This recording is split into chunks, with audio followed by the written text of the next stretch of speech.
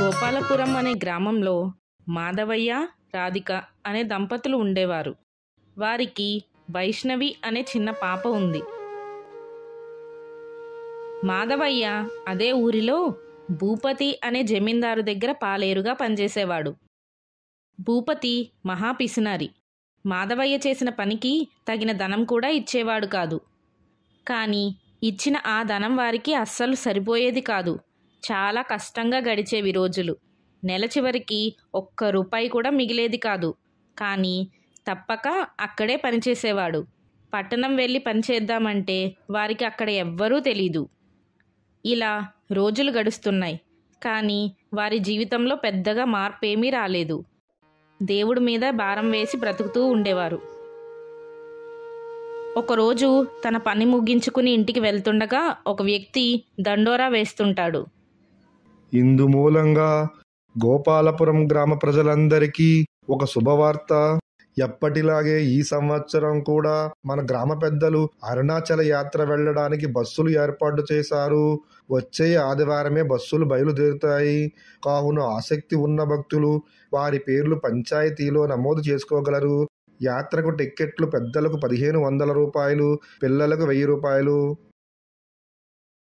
ఇదంతా విన్న మాధవయ్యకి కళ్ళు చెమర్చాయి. పరమేశ్వర, ఎన్నో సంవత్సరాల నాటి కోరిక నీ అరుణాచల క్షేత్రం సందర్శించి గిరి ప్రదక్షిణ చెయ్యాలని. కానీ ప్రతి సంవత్సరం మా ప్రయాణం వాయిదా పడుతూనే ఉంది. ఒక్క టిక్కెట్టు ధర నా నెల జీతమంతా ఉంది. నేను ఎలా చేరుకోగలను అరుణాచలం అని బాధపడుతూ ఇంటికి చేరుకుంటాడు. ఇంటికి చేరుకున్న మాధవయ్యతో తన భార్య రాధిక ఇలా అంటుంది. ఏమండి, మన ఇరుగు పొరుగు వారంతా కుటుంబాలతో అరుణాచల యాత్రకు వెళ్తున్నారంట. మరి మన పరిస్థితి ఏంటండి? నీకు తెలుసు కదా రాధిక, ఒక్క టిక్కెట్టు ధరే నా నెల జీతమంతా ఉంది. ఎలా కుదురుతుంది మనకి అరుణాచలం వెళ్ళడం? అరుణాచల యాత్రకు వెళ్ళని కుటుంబం మన గ్రామంలో మనదొక్కటే అనుకుంటా. ఒక్కసారైనా వెళ్ళి ఆ మహానుభావుని దర్శిస్తే మన పరిస్థితులు చక్కబడతాయేమో. కానీ మన వద్ద నెల చివరకు ఒక్క రూపాయి కూడా మిగలదు. దాచిన సొమ్మంటూ ఏమీ లేదు. ఇంకా ఎలా సాధ్యమవుతుంది? అదే నిజమేనండి. కానీ ఒక్కసారి మీ యజమాని దగ్గర కొంత డబ్బు అప్పుగా తీసుకుని వెళ్దామండి. అమ్మో యజమానా, ఆయన సంగతి నీకు తెలిసిందేగా. ఎంత పని చేసినా ఒక్క రూపాయి కూడా ఎక్కువ ఇవ్వరు. కానీ రేపు ఉదయం యజమాని దగ్గరికి వెళ్ళి ఒక్కసారి ప్రయత్నిస్తాను. తెల్లవారుతుంది. ఎప్పటిలాగే మాధవయ్య జమీందారింటికి పనికి వెళ్తాడు. ఏరా మాధవయ్య, ఇటురా ఒకసారి. చెప్పండి జమీందారు గారు. ఈ వారం మేము మా కుటుంబంతో కలిసి అరుణాచల యాత్రకు వెళ్తున్నాము. కాబట్టి నువ్వు ఇంటి దగ్గరే కాపలాగా ఉండు. నువ్వే అన్నీ చూసుకోవాలి. ఎక్కడా తేడా రాకూడదు. ముందే చెప్తున్నా. ఇది విన్న మాధవయ్యకి గుండె బరువెక్కినట్టు అనిపిస్తుంది. ఏంట్రా అలా బిక్కమొహం పెట్టుకుని మౌనంగా ఉన్నావు? అయ్యా జమీందారు గారు, మేము కూడా అరుణాచల యాత్రకి వెళ్ళాలి అనుకున్నాము. మీ వద్ద అప్పుగా కొంత డబ్బు అడుగుదాం అనుకున్నా. ఎందుకురా అప్పులు చేసి ఆలయాలు తిరుగుతానంటావు? నీ స్థాయిలో నువ్వు ఉండు. జమీందార్ మాటలకి కన్నీరు పెట్టుకున్నాడు. ఇంట్లో పనులన్నీ ముగించుకొని బరువెక్కిన గుండెతో ఇంటికి చేరుకుంటాడు. ఏమండి, ఏమైంది? అంత బాధగా కనిపిస్తున్నారు. మిమ్మల్ని ఎప్పుడూ అంత బాధపడటం చూడలేదు నేను. అప్పుడు మాధవయ్య జమీందారు ఇంటి వద్ద జరిగిందంతా రాధికకు చెప్తాడు. పోనీలేండి, బాధపడకండి. మనకి ఆ అరుణాచల యాత్ర చూసే భాగ్యం లేదు అని బాధపడుతూ పడుకుంటాడు. ఇదంతా కైలాసం నుండి పార్వతీ పరమేశ్వర్లు చూస్తూ ఉంటారు.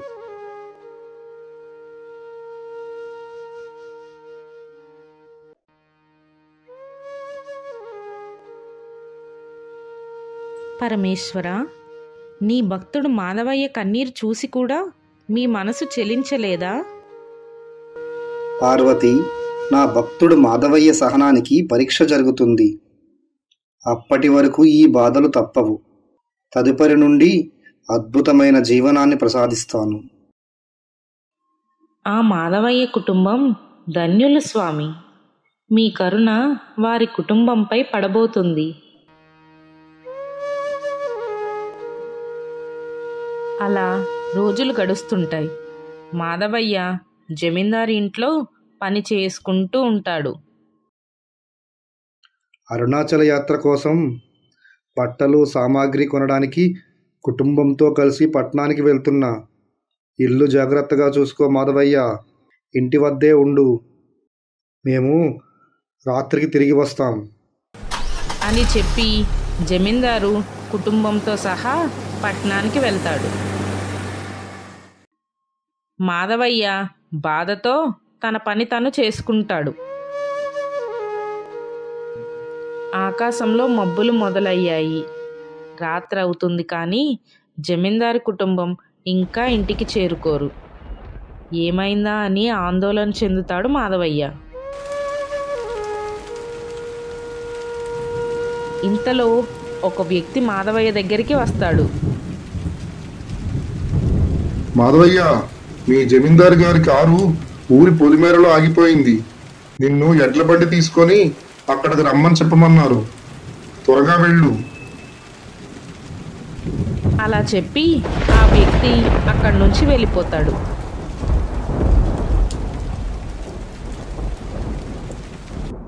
మాధవయ్య ఎడ్ల బండితో పొలిమేర వద్దకు వెళ్ళి అక్కడ ఉన్న జమీందారు కుటుంబాన్ని అలాగే కొన్న సామాన్లన్నీ ఎడ్ల బండిలో కూర్చోబెట్టుకుని ఇంటి వద్ద దింపుతాడు.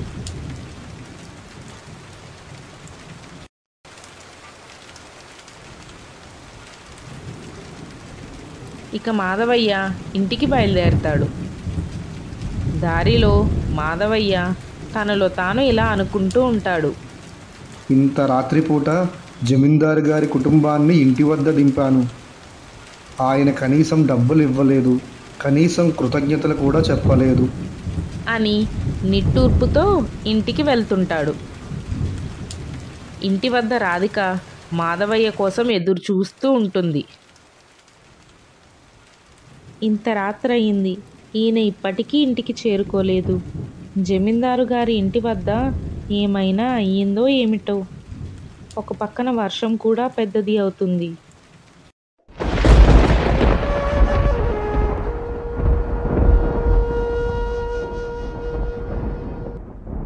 ఏంటండి, ఎక్కడికి వెళ్ళారు? ఇంత ఆలస్యం అయ్యింది. రోజు రోజుకి పని ఎక్కువ అవుతుంది. నేను జమీందారు గారి ఇంటి వద్ద ఏమైనా గొడవ అయ్యిందేమో అని కంగారు పడుతున్నా. అది ఏమీ లేదు రాధిక. జమీందారు గారు కుటుంబంతో పట్టణానికి వెళ్ళారు. తిరిగి వస్తుంటే పొలిమేర వద్ద కారు ఆగిపోయింది. నేను వెళ్ళి ఎడ్ల బండి మీద ఇంటి వద్ద దింపి వస్తున్నా, అందుకే ఆలస్యమైంది. సర్లేండి, ఇప్పటికే చాలా ఆలస్యమైంది. రండి, భోంచేద్దురు. అలా భోజనం చేసి పడుకున్నారు. మాధవయ్య ఉదయాన్నే లేచి యథావిధిగా జమీందారు వద్దకు పనికి వెళ్ళాడు. దారిలో ఊరంతా కోలాహలంగా ఉంది. అందరూ అరుణాచల యాత్రకు బయలుదేరుతున్నారు. జమీందారు కుటుంబం కూడా బస్సు వద్దకు బయలుదేరటానికి సిద్ధంగా ఉంటారు. ఇదంతా చూసి మాధవయ్య లోపల బాధపడుతూ ఉంటాడు. మాధవయ్య, బస్సులు బయలుదేరే సమయం అయింది. మేము అరుణాచలం బయలుదేరుతున్నాం. ఇల్లు జాగ్రత్తగా చూసుకో అని చెప్పి బయలుదేరిపోయారు.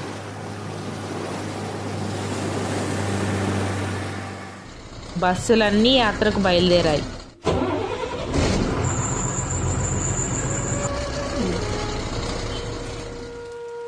చీకటి పడుతుంది. మాధవయ్య పని ముగించుకుని జమీందారు ఇంటి అరుగు మీద కూర్చుని బాధపడుతుంటాడు.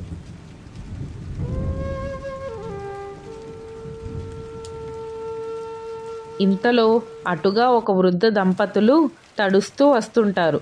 వారు మాధవయ్య వద్దకు వచ్చి ఆగుతారు. బాబు, మేము అరుణాచలానికి పాదయాత్రగా వెళ్తున్నాం. అకస్మాత్తుగా ఈ వర్షం వల్ల మా ప్రయాణం ఆలస్యమయ్యింది. కాబట్టి మాకు ఏమైనా ఉండడానికి బస ఏర్పాట్లు చేయగలరా? అలాగే తినడానికి ఏమైనా పెట్టించగలరా? ఇక నడిచే ఓపిక కూడా లేదు. అయ్యా, ఇది నా ఇల్లు కాదు, ఇది మా జమీందారు గారి ఇల్లు. వారు అరుణాచల యాత్రకు వెళ్ళారు. నేను రాత్రంతా ఇక్కడ కాపలాగా ఉండాలి. ప్రస్తుతం నా వద్ద తినడానికి ఏమీ లేదు. మా ఇల్లు ఇక్కడికి దగ్గరే. మీకు అభ్యంతరం లేదంటే నేను మిమ్మల్ని మా ఇంటి వద్ద దింపుతాను. నా భార్య రాధికకు చెప్పి మీకు భోజనం మరియు బస ఏర్పాటు చేయిస్తాను. మళ్ళీ నేను జమీందారు గారి ఇంటికి వచ్చేస్తాను. ఎందుకంటే రాత్రంతా ఇక్కడ కాపలాగా ఉండాలి. బాబు, మేమెవరో నీకు తెలియదు, కానీ ఈ అర్ధరాత్రి వేళ మాకు సహాయం చేస్తున్నావు. నిన్ను ఆ పరమేశ్వరుడు చల్లగా చూడాలి. దారిలో మేము చాలామందిని సహాయం అడిగాము, కానీ ఎవ్వరూ మాకు సహాయం చేయలేదు. నీకు ధన్యవాదాలు. మేము మీ ఇంట్లో బస చేస్తాము. అయితే పదండి, మా ఇంటికి వెళ్దాం. ఏమిటయ్యా, ఈ ఊరంతా ఖాళీగా ఉంది. ఎక్కడా ఒక్క మనిషి కూడా కనిపించట్లేదు. అన్నిళ్ళు తాళాలు వేసున్నాయి. దాని గురించే తలచుకుంటూ ప్రతి సంవత్సరం బాధపడుతూ ఉంటా. ఏమైంది మాధవయ్య అంతలాగా? ప్రతి సంవత్సరం ఈ మాసంలో మా ఊరి నుండి అరుణాచలానికి బస్సు యాత్ర వెళ్తుంది. ఊరిలో అందరూ ఈ యాత్రకు వెళ్ళారు. అందుకే ఊరంతా ఖాళీగా ఉంది. మరి మీరెందుకు వెళ్ళలేదు? ప్రతి సంవత్సరం మేము కూడా వెళ్ళాలి అనుకుంటాము, కానీ ప్రతిసారి మా జీతం సరిపోక, పరిస్థితులు అనుకూలించక వెళ్ళట్లేదు.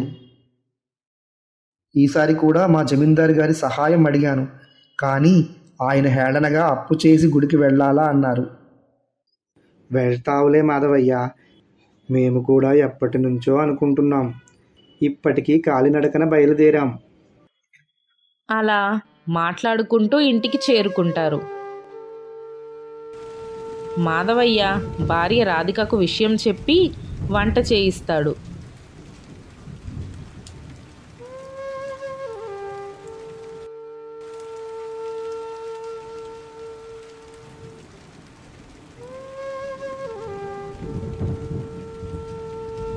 భోజనం చేసిన తర్వాత నిద్రకి ఏర్పాట్లు చేసి మాధవయ్య జమీందారు ఇంటికి వెళ్తాడు. ముసలి దంపతులకి భోజన మరియు బస ఏర్పాట్లు చేసి జమీందారు ఇంటికి కాపలాకి తిరిగి వెళ్తున్న మాధవయ్య ఇలా ఆలోచిస్తూ ఉంటాడు. ఈ పాటికి బస్సులు అరుణాచలానికి చేరుకొని ఉంటాయి. అయ్యో, అయినా వాతావరణం ఇలా వర్షంతో ఉంది. ఎలా వెళ్తున్నారో ఏమిటో. పరమేశ్వర, అందరూ జాగ్రత్తగా వెళ్ళి క్షేమంగా తిరిగి వచ్చేలా చూడు స్వామి. స్వామి, మీ భక్తుణ్ణి చూసారా? తాను వెళ్ళకపోయినా వెళ్ళిన వారు క్షేమంగా రావాలని కోరుకుంటున్నాడు. అదే పార్వతి, మాధవయ్యలోని నాకు నచ్చే మంచితనం, తన అమాయకత్వం. స్వామి, మరి మీ భక్తుడు అరుణాచలం వెళ్ళాలంటే ఇంకా ఎన్ని పరీక్షలను ఎదుర్కోవాలి? ఇక ముందు నుండే అసలైన పరీక్షలు ఉన్నాయి మాధవయ్యకు. ఇంతలో మాధవయ్య జమీందారు ఇంటికి చేరుకుంటాడు. కానీ జమీందారు ఇంట్లో అప్పటికే దొంగలు దొంగతనం చేసి వెళ్ళిపోతారు. కానీ మాధవయ్యకు ఈ విషయం తెలీదు. మాధవయ్య మాత్రం రాత్రంతా అక్కడ కాపలాగా ఉండి తెల్లవారు ఇంటికి చేరుకుంటాడు.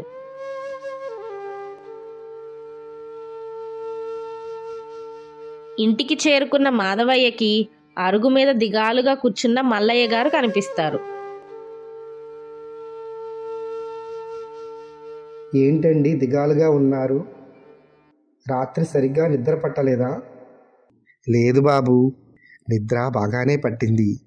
మా ఆవిడ భవానీకి వర్షంలో తడవడం వల్ల రాత్రంతా వణుకుతూనే ఉంది. జ్వరం వచ్చింది. ఇప్పటికీ ఇంకా పడుకునే ఉంది. మేము ఉదయాన్నే నీకు చెప్పి తిరిగి అరుణాచల యాత్ర ప్రారంభించాలి అనుకున్నాం.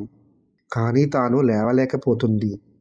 మీకు అభ్యంతరం లేకపోతే ఒకరోజు ఉండి వెళ్ళిపోతాం. మిమ్మల్ని కష్టపెడుతున్నందుకు క్షమించు బాబు. ఉదయం నుండి నీ భార్య రాధికే తనకు సేవలు చేస్తుంది. అయ్యో, మరేమీ పర్వాలేదండి. అమ్మగారికి తగ్గే వరకు ఇక్కడే ఉండండి. పర్లేదు, మాకు ఉన్నదానిలోనే మీకు పెట్టుకుంటాం. ఇంత వర్షంలో మీరు అమ్మగారిని తీసుకొని ఎలా వెళ్తారు? ఎక్కడికని వెళ్తారు? నాన్న, మీరు రాత్రి అంతా ఎక్కడికి వెళ్ళారు? నేను మీకోసం రాత్రి ఇల్లంతా వెతికాను, కానీ మీరు కనిపించలేదు. అవునా నా చిట్టి తల్లి? అవును నాన్నగారు. రాత్రి పెద్దగా ఉరుములు మెరుపులు వస్తూనే ఉన్నాయి. నాకు చాలా భయం వేసింది. నిన్ను పట్టుకొని పడుకుందాం అనుకున్నానన్నా. అవునా నా చిట్టి తల్లి? జమీందారు గారు ఊరి నుంచి రాగానే నేను ఇంటికి వచ్చేస్తానుగా, అప్పుడు కలిసి పడుకుందాం, సరేనా? సరే నాన్న. మరి మనం ఎప్పుడు వెళ్తాం అరుణాచలానికి? మీరు వెళ్ళే రోజు దగ్గరలోనే ఉందమ్మా. నేనే మిమ్మల్ని తీసుకొని వెళ్తాను. మాధవయ్య ఇంట్లోకి వెళ్ళి భవానీ అమ్మ ఉన్న గదిలోకి వెళ్ళి చూస్తాడు. అక్కడ రాధిక సపర్యలు చేస్తూ ఉంటుంది. అమ్మా, మీకు ఆరోగ్యం ఎలా ఉంది ఇప్పుడు? బాబు మాధవయ్య, నీరసంగా ఉంది నాయన. రాత్రి నుంచి నీ భార్య రాధిక సేవలు చేస్తూ ఉంది. మిమ్మల్ని బాగా ఇబ్బంది పెడుతున్నట్లున్నాము. అమ్మా, అదేమీ లేదు. మీరు విశ్రాంతి తీసుకోండి అని గదిలోంచి బయటకు వస్తాడు. ఏమండి, పాపం రాత్రి నుంచి అమ్మగారికి ఒంట్లో బాలేదు. మన దగ్గర ఏమైనా డబ్బులు ఉంటే చూడండి, వైద్యుణ్ణి పిలిపించి చూపిద్దాము. రాధిక, మన దగ్గర వైష్ణవి పుస్తకాల కోసం దాచిన డబ్బులు 500 రూపాయలున్నాయి. వాటితో ప్రస్తుతం వైద్యుడిని తీసుకొచ్చి వైద్యం చేయిద్దాం. సరే, అయితే మీరు త్వరగా వెళ్ళి వైద్యుణ్ణి తీసుకురండి. ఆలస్యం చేయకండి. మాధవయ్య పక్క ఊర్లో ఉన్న వైద్యుణ్ణి తీసుకుని వస్తాడు.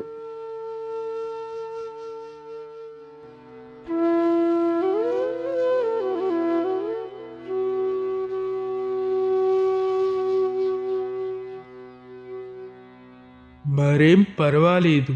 వర్షంలో తడవడం వల్ల జ్వరం వచ్చింది అంతే. కొన్ని మందులు ఇస్తాను, వాడండి, సరిపోతుంది. 2 రోజులు గడుస్తాయి. భవానీ అమ్మగారి ఆరోగ్యం కొంచెం కుదుట పడుతుంది. వారు మాధవయ్య రాక కోసం ఎదురు చూస్తూ ఉంటారు. ఎందుకంటే మాధవయ్యకి చెప్పి తిరిగి ప్రయాణం మొదలు పెట్టడానికి. మాధవయ్య జమీందారు ఇంటి వద్ద పనులు చేసుకుంటూ ఉంటాడు. ఇంతలో అరుణాచల యాత్రకు వెళ్ళిన బస్సులన్నీ ఒక్కొక్కటిగా తిరిగి వస్తూ ఉంటాయి.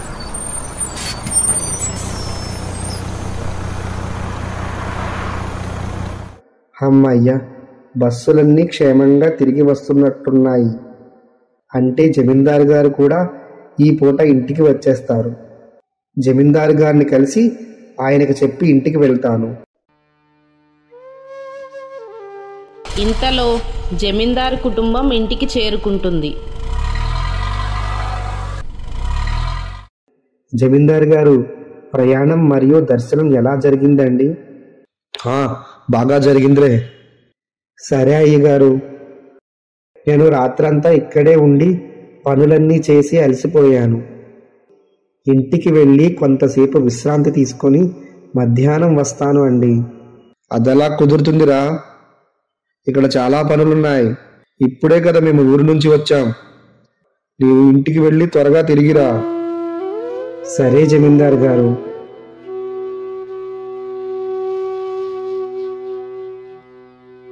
ఇంతలో జమీందారు అరుపులు వినిపిస్తాయి.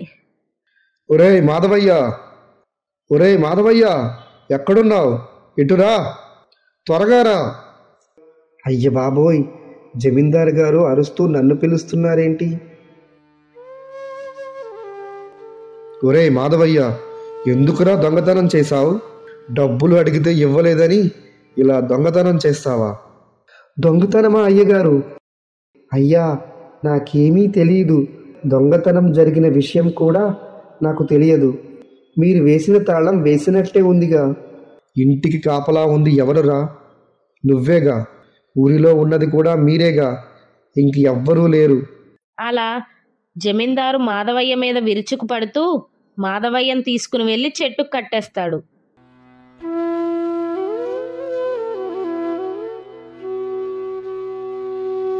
ఇప్పటికైనా నిజం చెప్పు, ఊరిలో జనం అందరికీ తెలిసేలోపు. అయ్యా, నిజంగా నాకేమీ తెలియదు. నేనుండగా ఇంటికి ఎవ్వరూ రాలేదు. జమీందారు కోపంతో మాధవయ్యను కొడతాడు. ఈశ్వర తండ్రి, నాకు ఏమిటి ఈ పరీక్ష? ఈశ్వర పరమేశ్వర, ఈశ్వర పరమేశ్వర, ఈశ్వర తండ్రి, నాకు ఏమిటి ఈ పరీక్ష? ఈశ్వర పరమేశ్వర, ఈశ్వర పరమేశ్వర. ఇంతలో ఇంటి వద్ద నుండి మల్లయ్య గారు బయలుదేరి జమీందారు ఇంటి వద్దకు వస్తారు. జమీందారు ఇంటికి చేరుకున్న మల్లయ్య గారు జమీందారు మాధవయ్యను కొట్టడం చూసి కోపంగా అతని వద్దకు వెళ్తారు. ఎందుకు కొడుతున్నారు మాధవయ్యను? మాధవయ్యను ఏ కారణం చేత కొడుతున్నారు? మరీ దొంగతనం చేసి అబద్ధం చెప్తుంటే కొట్టక ఏం చేస్తారు? ఇంతకీ మీరెవరు? ఎప్పుడూ మిమ్మల్ని ఈ ఊరిలో చూడలేదు. అసలు మీరు మాధవయ్యకి ఏమవుతారు? మీకు కూడా ఈ దొంగతనంలో భాగం ఉందా? మల్లయ్య గారు, నాకు ఏమీ తెలియదండి. అసలు దొంగతనం జరిగిన విషయం కూడా నాకు తెలియదు. నేను చెప్తుంటే జమీందారు గారు అస్సలు నమ్మట్లేదు. జమీందారు మాటలు విని మల్లయ్య గారికి చాలా కోపం వస్తుంది. ఏం మాట్లాడుతున్నావు అసలు? దొంగతనం మాధవయ్యే చేశాడని నువ్వెలా అనుకుంటావు? మాధవయ్యే దొంగతనం చేశాడని నీవు రుజువు చేయగలవా? నేరం రుజువు కాకుండా నువ్వెలా శిక్షలు వేస్తావు? అలా చేయకూడదని నీకు తెలీదా? చూస్తుంటే పెద్ద మనిషిలా ఉన్నావు. ఇంతలో గ్రామస్తులు అక్కడికి చేరుకుంటారు. గ్రామ పెద్ద ఇలా అంటాడు. అసలు జమీందారు గారు, మాధవయ్య నేరం నిరూపణ కాకుండా చెట్టు కట్టేసి ఎందుకు కొడుతున్నారు? అది కూడా నేరమే. నేను మాధవయ్య ఇంటికి మనిషిని పంపించి స్వాదా చేయిస్తాను. మీ ఇంట్లో ఏమేం పోయాయి? అయ్యా గ్రామ పెద్దగారు, మా ఇంటికి కాపలాగా మాధవయ్య మాత్రమే ఉన్నాడు. అలాగే ఊరిలో కూడా మాధవయ్య కుటుంబం మాత్రమే ఉంది. ఇంక ఎవరో చేశారని ఎలా అనుకుంటామండి? సరే అండి, మా ఇంటి బీరువాలో దాచిన నగలు డబ్బులు పోయాయి. సరే, ఇప్పుడు మనిషిని పంపిస్తున్నా. మాధవయ్య ఇంటిని స్వాదా చేసుకుని వస్తాడు అని చెప్పి ఒక మనిషిని పంపిస్తాడు. జమీందారు గారు, మాధవయ్య కాపలగా ఉన్నాడు అంటే 24 గంటలు మీ ఇంటి దగ్గరే ఉండలేడు కదా. అతనికే కుటుంబం ఉంది కదా. ఒకవేళ మీరు చెప్పినట్లుగా అంత పెద్ద మొత్తంలో దొంగతనం చేసి ఉంటే ఈ పాటికే ఊరు విడిచిపోయేవారుగా. ఒకవేళ మీరు చెప్పినట్లే దొంగతనం చేసినట్లు రుజువు అయితే గనక మాధవయ్యను గ్రామ బహిష్కరణ చేసి అతనికి ఎక్కడా పని దొరకకుండా చేస్తాను. ఒకవేళ ఆ దొంగతనం వేరే వారు చేసినట్లయితే అకారణంగా దెబ్బలు తిన్న మాధవయ్యకు ఏం న్యాయం చేస్తారు? పరిహారంగా ఏమిస్తారు? మల్లయ్య గారు అడిగిన ప్రశ్నకు జమీందారు కంగారు పడతాడు. అదే కనుక నిజమైతే అకారణంగా దెబ్బలు తిన్నందుకు మాధవయ్యకు జమీందారు గారి ఇంట్లో దొంగిలించిన సొమ్ము దొరికితే మాధవయ్యకు సగభాగం ఇప్పిస్తాను. ఇదే గ్రామ పెద్దగా నా తీర్పు. అలాగే మాధవయ్యకు దెబ్బలు నయమయ్యే వరకు తనకు సెలవులు కూడా ఇప్పిస్తాను. అమ్మ బాబోయ్, పోయిన సొమ్మే అది నా ఆస్తిలో సగభాగం పైనే ఉంటుంది. ఇంతలో ఇంటిని సోదా చేయడానికి వెళ్ళిన వ్యక్తి మాధవయ్య ఇంటికి చేరుకుంటాడు. ఇంట్లో నుంచి రాధిక బయటికి వస్తుంది. ఎవరండి మీరు? ఎవరు కావాలి? నేను మీ ఇంటిని సోదా చేయడానికి వచ్చాను. నన్ను గ్రామ పెద్దగారు పంపారు. మా ఇంటిని సోదా చేయడం ఏంటండి? అసలేమైంది? మాధవయ్య జమీందారు ఇంట్లో బంగారం డబ్బులు దొంగతనం చేశాడని జమీందారు గారు చెట్టు కట్టేశారు. అందుకే గ్రామ పెద్దగారు ఇంటిని సోదా చేసి రమ్మన్నారు. అవునా? అయ్యో పరమేశ్వరా, ఏమిటి కష్టాలు? ఆయన అలాంటి వారు కాదని నీకు తెలుసు కదా స్వామి. అయినా ఎందుకు మాకీ పరీక్షలు?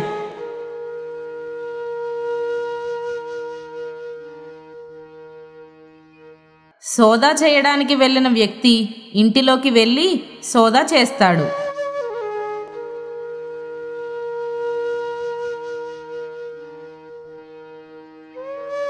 అన్ని గదులు తిరిగి క్షుణ్ణంగా సోదా చేస్తాడు.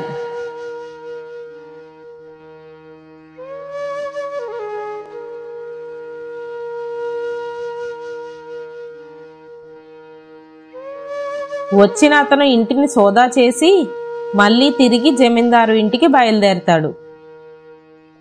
వెంటనే రాధిక కూడా బయలుదేరుతుంది.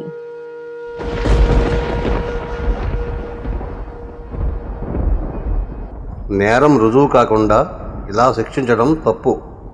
కాబట్టి ముందు మాధవయ్య కట్టు విప్పండి. ఇంతలో సోదా చేసిన వ్యక్తి మరియు రాధిక ఒక్కొక్కరిగా అక్కడికి చేరుకుంటారు. మాధవయ్య ఇంట్లో ఏ విధమైన ధనం బంగారం దొరకలేదండి.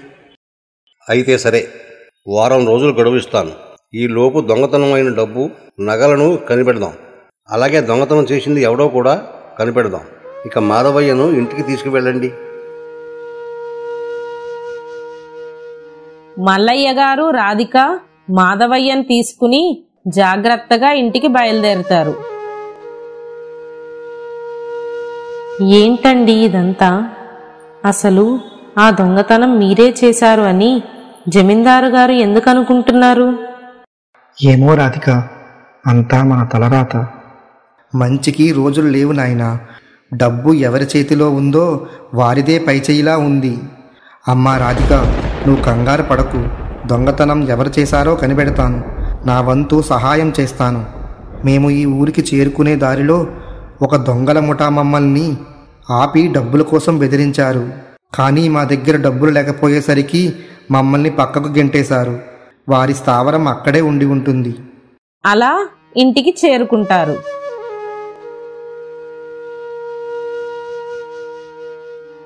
ఏంటి నాన్నగారు ఈ దెబ్బలు? మీకు చాలా దెబ్బలు తగిలే నాన్నగారు. నాకు ఏడుపు వస్తుంది. ఏమీ లేదు తల్లి, దారిలో వస్తుంటే జారి పడిపోయాను. అవునా నాన్న?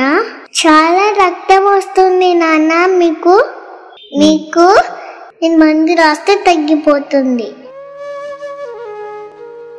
తరువాత రోజు ఉదయాన్నే మల్లయ్య గారు మాధవయ్య స్నేహితుడు సత్యం తీసుకుని దొంగల స్థావరాన్ని వెతుక్కుంటూ వెళ్తారు.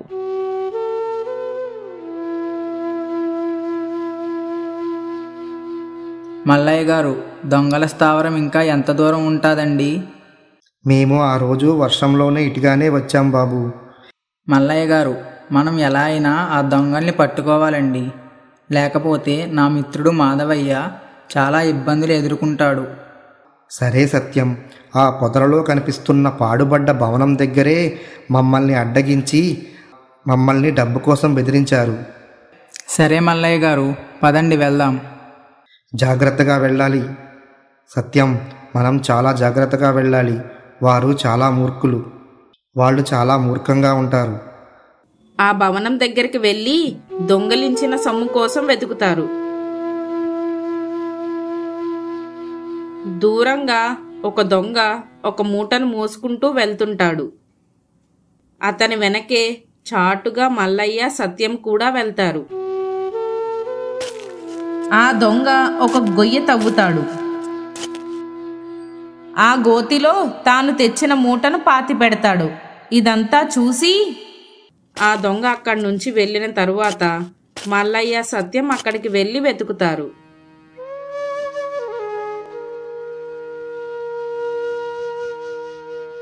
దొంగ పాతిపెట్టిన చోట సత్యం తవ్వుతాడు. ఆ గోతి నుండి కొన్ని మూటలను బయటకు తీస్తాడు. మల్లయ్య గారు, మన అదృష్టం బాగుందండి. చాలా తక్కువ సమయంలో మనకి దొంగలించిన సొమ్ము దొరికింది. నా మిత్రుడు కష్టాలు తీరిపోతాయి. మల్లయ్య గారు, ఈ బంగారం ధనం జమీందారు గారిదే అని ఎలా కనిపెట్టాలి? కనిపెట్టాల్సిన అవసరం ఏముంది సత్యం? ఇంత పెద్ద మొత్తంలో బంగారం ధనం లభించింది. ఎవరిదైతే ఏమిటి? నీ మిత్రుడికి ఇందులో సగభాగం వస్తుంది కదా, నీకు సంతోషమే కదా? నిజమే మల్లయ్య గారు, ఈ ధనం బంగారంలో సగభాగం నా మిత్రుడు మాధవయ్యకు వస్తాయన్న ఆలోచన చాలా తృప్తిగా ఉంది. జమీందారు కూడా ఈ ధనం బంగారం చూస్తే మొత్తం నాదే అని చెప్పినా చెప్తాడు. ఇంత జరిగినా జమీందారులో మార్పు రాలేదంటే ఆయనకు స్వర్గ ప్రవేశ ద్వారాలు మూసుకుపోతాయి, నరక ద్వారాలు తెరుచుకుంటాయి. అది సత్యం. అలా మాట్లాడుకుంటూ గ్రామంలోకి చేరుకుంటారు. గ్రామ పెద్ద వద్దకు వెళ్ళి అడవిలో దొరికిన మూటలను చూపించి మాధవయ్యకు న్యాయం చేయమని అడుగుతారు. సరే, తప్పకుండా. అయితే పదండి, జమీందారు ఇంటి వద్దే న్యాయ విచారణ చేసి తీర్పు అమలుపరుస్తా. సరే అండి. ముందుగా ఇందులో ఎంత మేర బంగారం ధనం జమీందారు గారిదో అది ముందుగా తేల్చండి. సరే మల్లయ్య గారు. అలా మాట్లాడుకుంటూ జమీందారు ఇంటికి చేరుకుంటారు. గ్రామ పెద్ద ఊరిలోని ప్రజలను మరియు మాధవయ్య కుటుంబాన్ని పంచాయతీకి పిలిపిస్తాడు. గ్రామస్తులందరూ జమీందారు ఇంటికి చేరుకుంటారు. మల్లయ్య గారు, మీరు ఆ మూటలను జమీందారు గారు ముందు పెట్టండి. మల్లయ్య గారు జమీందారు ముందు ఆ మూటలను పెడతారు. జమీందారు గారు, అందులో మీ నగలు ధనం ఏదో చెప్పగలరా? ఎంత మొత్తంలో దొంగతనం జరిగింది ఆ రోజు? అప్పుడు జమీందారు మనసులో ఇలా అనుకుంటాడు. ఇన్నాళ్ళు అక్రమంగా సంపాదించినా పర్లేదు, దేవుడి గుడికి వెళ్తే పాపాలన్నీ పోతాయని సర్దుకుపోయేవాణ్ణి. కానీ ఈ బంగారం ధనం పోవడం వల్ల ఈ 2 రోజులు నిద్రలేని రాత్రులు గడిపాను. ఒక్కరోజు కూడా సంతోషంగా లేను. మాధవయ్య లాంటి వాళ్ళ దగ్గర శ్రమదోపిడీకి పాల్పడి చాలా తప్పులు చేశాను. ఇప్పుడు దేవుడు కూడా మాధవయ్య పక్షాన్నే ఉన్నట్టు అనిపిస్తుంది. ఇక నుండైనా నేను మారాలి అని అనుకుంటూ గ్రామ పెద్ద అడిగిన ప్రశ్నకు జవాబు చెప్తాడు జమీందారు. గ్రామ పెద్ద గారు, ఇక్కడ ఉన్నదంతా నాది కాదు. అంత మొత్తంలో నాది పోలేదు. ఆ మూటలు విప్పి చూపించండి. నా బంగారం ధనం ఎంతో మీకు చెప్తాను. ఆ మూటలు విప్పండి. ఆ మూటలు విప్పుతారు. అది చూసిన వారంతా ఆశ్చర్యపోతారు. అందులో అతి విలువైన నగలు, వజ్రాలు చాలా ఉంటాయి. ఇప్పుడు ప్రమాణం చేసి మీ నగలను గుర్తుపెట్టి చెప్పండి జమీందారు గారు. జమీందారు తన ఇంటిలో పోయిన నగలు మరియు ధనాన్ని గుర్తుపడతాడు. గ్రామ పెద్ద గారు, ఇందులో ఉన్నవి మాత్రమే నావి. మిగతా వాటికి నాకు ఏ విధమైన సంబంధం లేదు. నా దగ్గర వాటిని ఖరీదు చేసినప్పటి రసీదులు కూడా ఉన్నాయి సాక్ష్యంగా. అవునా? అయితే సరే, మీ నగలను సమానంగా 2 భాగాలు చేయించి ఒక భాగం మాధవయ్యకు ఇవ్వాలి. ఇది ముందుగా చేసిన తీర్పు కాబట్టి వెంటనే అమలుపరచండి ఇప్పుడే. మరి మిగిలిన మూటల్లో ఉన్న ధనం బంగారం పరిస్థితి ఏమిటండి గ్రామ పెద్దగారు? అంత నిజాయితీగా అన్ని మూటలను మన ముందు ఉంచిన మల్లయ్య గారు ఏమి చెబితే అది చేద్దాం. ఆయన వయసుకు గౌరవం ఇచ్చినట్టు కూడా ఉంటుంది. మీరు ఇచ్చే గౌరవానికి ధన్యవాదములు. ఆ మిగతా మూటలలో ఉన్న నగలు ఎవరైనా నాది అని రుజువులతో ముందుకొస్తే వారి నగలను వారికి అప్పగించండి. ఎవరూ ముందుకు రాకపోతే దైవ కార్యక్రమాలకు కాకుండా మీ గ్రామంలో ఉన్న పేద కుటుంబాలకు ఆర్థికంగా సహాయం చేసి వారిని సాటి మనుషుల్లాగా ఆదుకోండి. చాలా పెద్ద తరహాగా చెప్పారు మల్లయ్య గారు. అలాగే చేద్దాం. ఇంకో చిన్న విన్నపం. ప్రతి సంవత్సరం మా మాధవయ్య లాంటి వాళ్లను కూడా మీతో అరుణాచల యాత్రలకు తీసుకువెళ్ళండి. అవును, అది నిజం. మాధవయ్య లాంటి వాళ్ళందరినీ కూడా ఇక మీద అరుణాచల యాత్రకు తీసుకెళ్దాం. జమీందారు దొంగిలింపబడిన నగలలో సగభాగం మాధవయ్య దగ్గరకు వెళ్ళి ఇస్తాడు. నన్ను క్షమించు మాధవయ్య, నిన్ను అకారణంగా శిక్షించా. ఇందులో నీ తప్పు ఏమీ లేదు. నీవు కష్టాల్లో ఉన్నా పరులకు సహాయం చేసే గుణం ఉన్నవాడివి. అందుకే నీకు ఎప్పుడూ మంచి జరుగుతుంది. పర్లేదు జమీందార్ గారు, శివుడి ఆజ్ఞ లేనిదే చీమైనా కుట్టదు. నేను ఏదో తప్పు చేసి ఉంటాను, అందుకే అకారణంగా శిక్ష అనుభవించా. విచారణ ముగిసింది. మాధవయ్య నిర్దోషి అని ప్రకటించాం. అలాగే అతనికి రావలసిన సగభాగం ఇప్పించాం. మాధవయ్యకు వచ్చిన సగభాగంతో మాధవయ్య, రాధిక, సత్యం, మల్లయ్య గారు ఇంటికి బయలుదేరతారు. ఇప్పుడు సంతోషమేనా సత్యం? పట్టలేనంత సంతోషంగా ఉంది. నా మిత్రుడే ఇప్పుడు 10 మందికి సహాయం చెయ్యగలంత సంపద కలిగిన వాడిగా మారాడు. మాధవయ్య, నువ్వేమంటావు? నీకు సరైన న్యాయం జరిగిందా?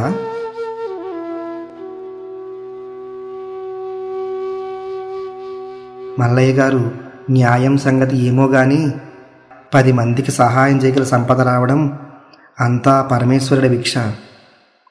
మీ ఇద్దరి కృషి వల్ల ఈరోజు నేను ఇలా నిర్దోషిగా ఐశ్వర్యవంతుడిగా నిలిచాను.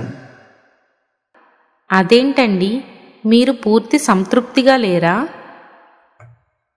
రాధిక, నువ్వు, నేను, నా చిట్టి తల్లి వైష్ణవి అందరం కలిసి అరుణాచల యాత్రకు వెళ్ళి గిరి ప్రదక్షిణ చేసి ఆ అరుణాచలేశ్వరిని దర్శిస్తే అప్పుడు నాకు తృప్తిగా ఉంటుంది.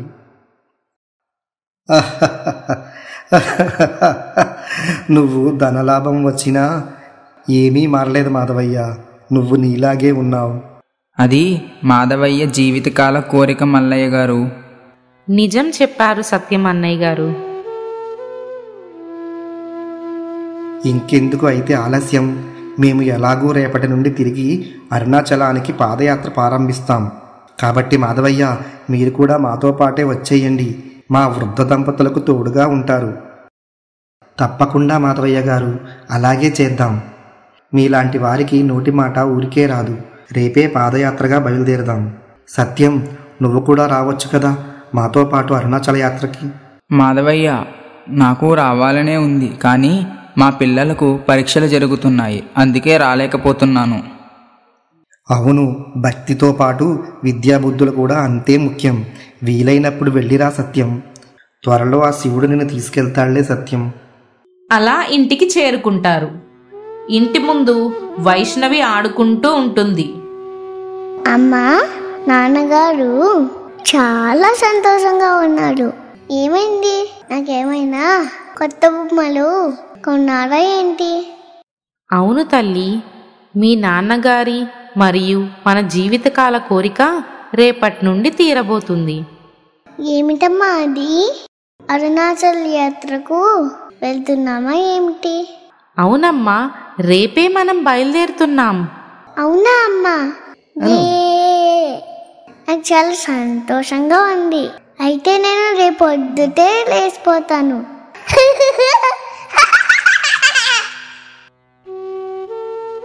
ఆ రోజు రాత్రి అందరూ సంతోషంగా పడుకుంటారు. తెల్లవారుతుంది. మల్లయ్య గారి దంపతులు, మాధవయ్య దంపతులు ఆహారం మరియు బట్టలు మూటలుగా కట్టి అరుణాచలానికి పాదయాత్రగా వెళ్ళడానికి సిద్ధమవుతారు. అమ్మా రాధిక, మాధవయ్య, అంతా సిద్ధమా? ఇక బయలుదేరుదామా? అంతా సిద్ధమే మల్లయ్య గారు. వైష్ణవి కూడా తయారైపోయింది. అమ్మా, నేను బాగున్నానా? బస్సులు ఎప్పుడు వస్తాయి? చాలా చాలా బాగున్నావు తల్లి. నా దిష్టే తగిలేలా ఉంది నీకు. మనం బస్సులో వెళ్ళడం లేదు, నడుచుకుని వెళ్తున్నాము.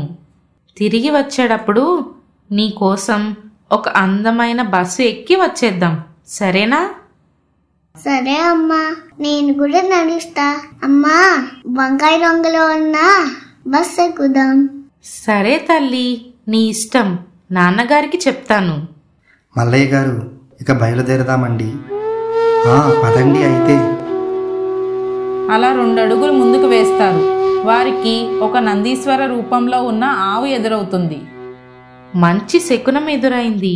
మన యాత్ర విజయవంతంగా పూర్తి అవుతుంది. సాక్షాత్తు నందీశ్వరుడే ఎదురు వచ్చినట్లుంది. అవును రాధిక. అలా నడుచుకుంటూ వారు ఊరి పొలిమేర దాటి అడవి మార్గం గుండా ప్రయాణిస్తూ ఉంటారు. చీకటి పడుతుంది. ఒక్క మనిషి సంచారం కూడా ఉండదు. అమ్మా, ఇంత చీకటిగా ఉంది. దెయ్యాలు, భూతాలు, పులులు, సింహాలు వస్తాయా అమ్మా? పులులు, సింహాలు ఈ అడవుల్లో ఉంటాయి తల్లి. కానీ అవి ఏమీ చెయ్యవు మనం వాటి జోలికి వెళ్ళకపోతే. మరి భూతాలు? అమ్మా, భూతనాథుడే మీతో వస్తున్నాడు. ఇంకా భూతాలు ఎలా వస్తాయి అని మనసులో అనుకుంటుంది. అలా కొంత దూరం వెళ్ళాక అదిగో అక్కడ ఏదో చిన్న గ్రామంలా కనిపిస్తుంది. అక్కడ ఈ పూట విశ్రాంతి తీసుకుందాం. అలా అందరూ అక్కడ ఉన్న ఒక గుడి దగ్గర సత్రంలో విశ్రమిస్తారు.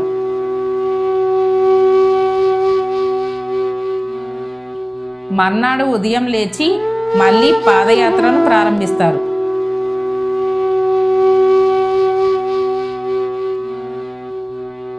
అలా 3 రోజుల పాటు రాత్రులు విశ్రాంతి తీసుకుంటూ పగలు ప్రయాణిస్తారు. చివరకు ఒకరోజు రాత్రి పెద్ద వర్షంలో ఒక గ్రామం చేరుకుంటారు. నాన్నగారు, చాలా ఆకలేస్తుంది. తినడానికి ఏమైనా ఉన్నాయా? రాధిక, మన దగ్గర తెచ్చుకున్న ఆహారం ఏమైనా ఉందా వైష్ణవి కోసం? ఉదయంతోనే మనం తెచ్చుకున్నవన్నీ అయిపోయాయండి. ఇప్పుడు వైష్ణవికి ఎలా? మనకి లేకపోయినా పర్లేదు, వైష్ణవికి పెట్టాలి కదా. నేను ఈ ఊరిలో ఏమైనా ఆహారం దొరుకుతుందేమో ప్రయత్నించి వస్తాను. మీరు ఇక్కడే ఉండండి.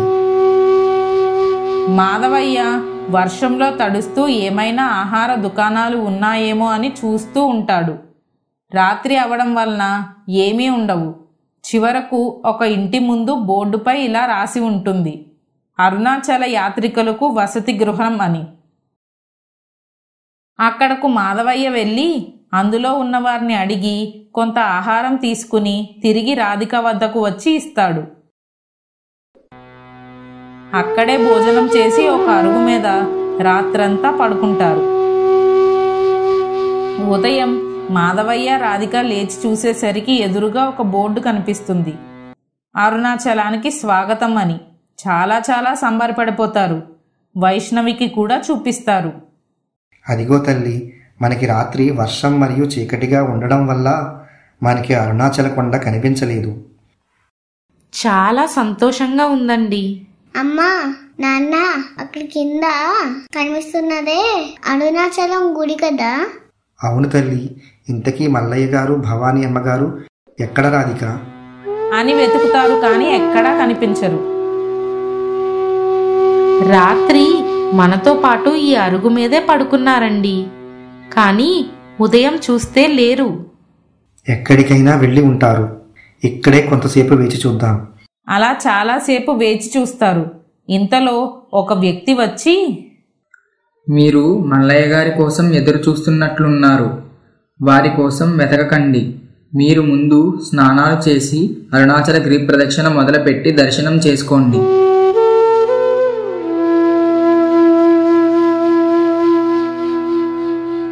సరే, ఇంకేం చేస్తామండి.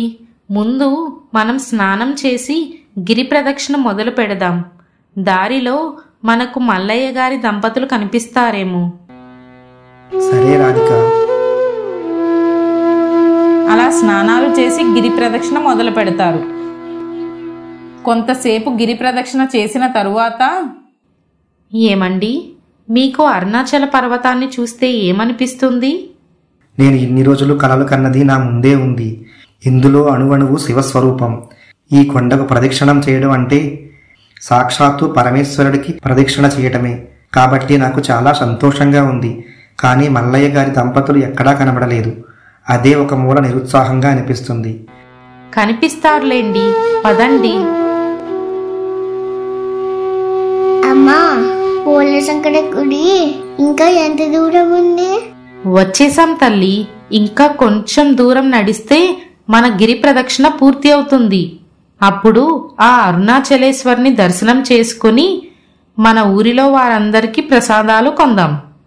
నువ్వు నీ స్నేహితులకు కూడా ప్రసాదాల్ని పంచిపెడదు గాని. సరే అమ్మా. అలాగే నేను మంచి బొమ్మలు కొనమని నాన్నగారికి చెప్పి కొనిపిస్తాను. తరువాత మంచి భోజనం చేసి నువ్వు చెప్పినట్లే వంకాయ రంగు బస్సులో మన ఇంటికి బయలుదేరదాం. అవునా అమ్మా? నాకు చాలా బొమ్మలు కావాలి. సరే తల్లి, తప్పకుండా కొంటాను. నీ సంతోషమే నాకు కావాలి. గిరి ప్రదక్షిణ పూర్తి అవుతుంది.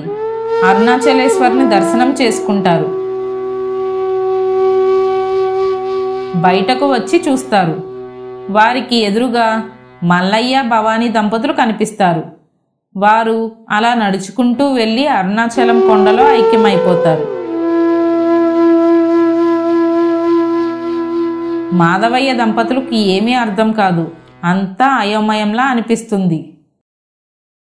మాధవయ్య దంపతులు బస్సు ఎక్కి తిరిగి ప్రయాణం మొదలు పెడతారు. మాధవయ్య అలా అలసిపోయి నిద్రలోకి జారుకుంటాడు.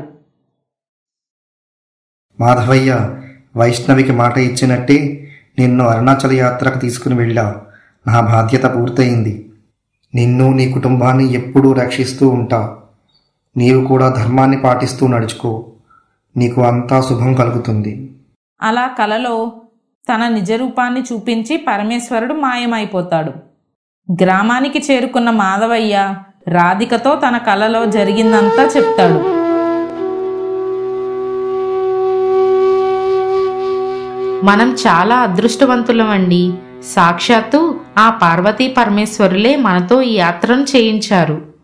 అమ్మా, మల్లయ్య తాతగారు మామగారు ఏడి? ఎక్కడ కనిపించట్లేదు. ఎక్కడికి వెళ్ళారు? ఇంక రారా మన ఇంటికి? ఎప్పుడు ఈ ఫోటోలో మనతో పాటే ఉంటారు తల్లి.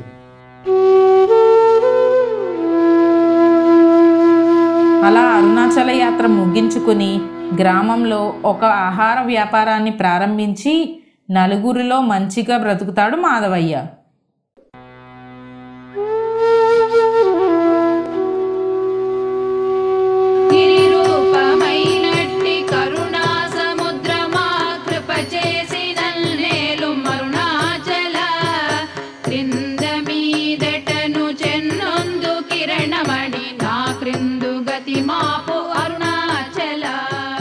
పెద్దలు మరియు పిల్లలు కలిసి చూసేలా మరిన్ని కథలతో ప్రతివారం మీ ముందుకొస్తాం.